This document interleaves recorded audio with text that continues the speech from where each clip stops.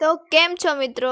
તો લગ્નની સિઝન હવે આવી ગઈ છે અને કાલાણી ફેશન આપણા માટે ન્યૂ કલેક્શન લઈને આવી ગયું છે. તો તમે જોઈ શકો છો ટી શર્ટનું કલેક્શન આપણે જોઈ શકો છો. તમે શોપિંગ કરવાનો વિચાર કરી જ રહ્યા છો તો વિચાર કરવાનું આજે જ બંધ કરો ને આજે જ જાઓ કાલાણી ફેશન.